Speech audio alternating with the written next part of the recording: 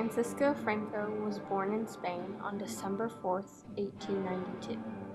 Following his father's footsteps, he began training to be an army officer at the Infantry Academy of Toledo at a young age. At age 20, with help of his troops, Franco put down his first rebellion. 14 years later, he was made a general. Then, in 1935, he became Army Chief of Staff. Franco was a general for the conservative Spanish nationalists and revolted against Spain's current government. There were three sides in the war: the conservative Spanish nationalists, the Spanish loyalists, and the Spanish Republican cause. The Spanish loyalists had the support of the USSR, and the Spanish Republican cause had the support of the US, France, and Britain. Franco and the conservative Spanish nationalists had the support of Italy and Germany.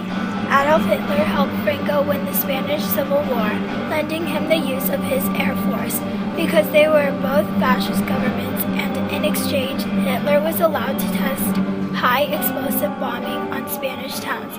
The bombing of a town called Guernica was the subject of a famous painting by Pablo Picasso. The painting depicts how awful fascism is. In 1939, 3 years after the war began, the nationalists won, and Franco became the dictator. Franco was pro-fascist and anti-communist. He was a nationalist and helped take control of the Spanish government.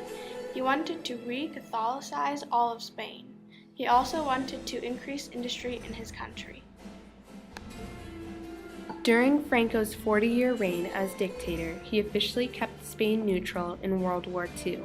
However, he sent volunteers to help the Germans because Hitler helped him win the Spanish Civil War. After World War II, the Allies didn't like Franco because of his fascist ideas.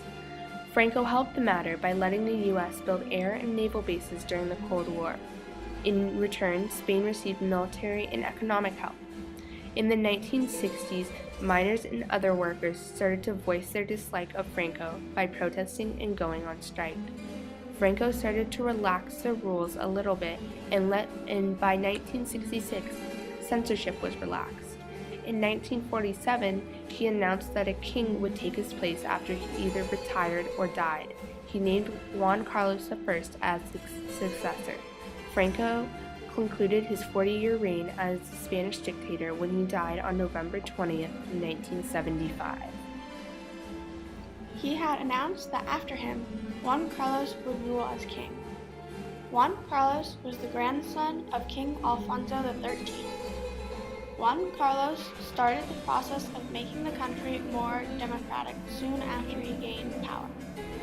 He stopped the ban on other political parties and held free elections for seats in Parliament in 1977.